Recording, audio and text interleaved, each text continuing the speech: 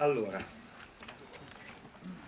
benvenuti, questo è l'incontro che segue la proiezione stampa del film, del prodotto che apre il Roma Fiction Fest. Lo sapete tutti, si chiama MoonShot, è uno degli eventi più importanti che abbiamo ospitato fino a questo momento.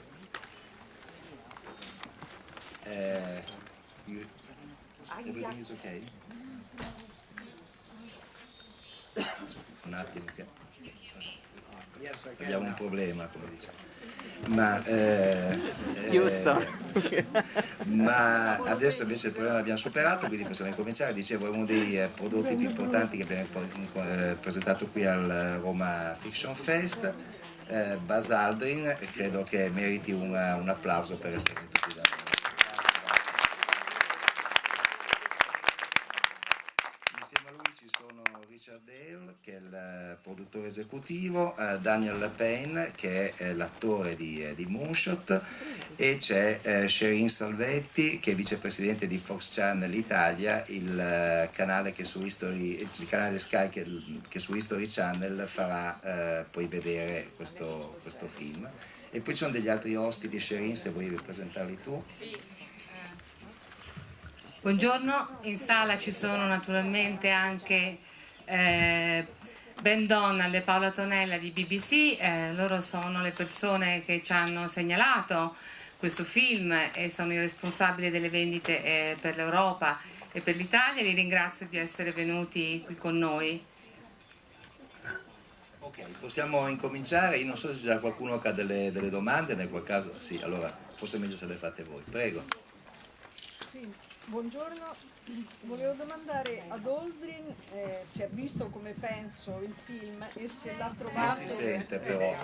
Pronto? È acceso il telefono? Pronto? Il microfono acceso? Ok, adesso sì. Buongiorno, volevo chiedere a Aldrin se ha trovato fedele e preciso il film nella ricostruzione di questa grande avventura e anche nella ricostruzione delle varie personalità, dei caratteri e dei rapporti che c'erano tra di voi. Grazie. You'd think somebody had gone somewhere by the attention that is being directed to the people up here and to the film. And I thank all of you for coming here. I was not part of the advisory consulting group for this film, and I observed it a while back and more just recently. And I think a rather simple answer to the many-faceted question is no.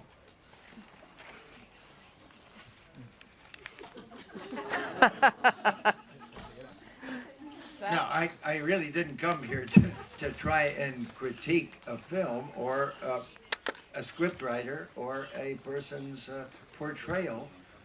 I came here really to celebrate the event, which is timed very nicely at the 40th anniversary. And I've chosen to also increase my communication tremendously with parts of the world. I've written another children's book, Look to the Stars. It came out last month, doing very well.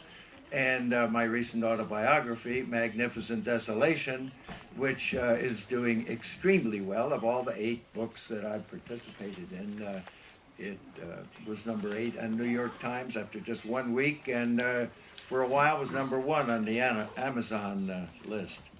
So there's a number of things that are really occupying my time at the present time, and I might as well let you know that my interest is focused really on next Wednesday morning at 7 o'clock. I get home Tuesday night at 7 p.m., and I have my volunteer help helping me prepare some significant messages to the commission that will be discussing the future of the U.S. human space flight program and make recommendations to the president. So this is an extremely important time period. And if I am a little inattentive, please forgive me. My mind may be elsewhere than helping all of you interpret the reunion and the celebration of 40 years. That is paramount in my mind. I'm going to cut in. One of the questions that Buzz has asked his whole life is really the unanswerable question of how did it feel to land on the moon? This film, and Buzz says at the beginning of it, I took the film, Buzz is quite right, he wasn't a part of the consulting process. We made the film with all the script writing and thought that we could, and I took it to show Buzz in LA a year ago. And he said then, as he says at the front of the film, I'm sure a lot of the things are different. It didn't happen like that, exact like that. When rooms were different, places were different, people were different. But this is how it felt. The mission for us in making this film is that 40 years ago, Neil and Buzz achieved the dreams that probably 105 billion people who'd ever lived had dreamt of, to step on the moon. They achieved them, representing 400,000 men and women who worked to let them do that. He's constantly been asked how it felt. It's an impossible question to answer.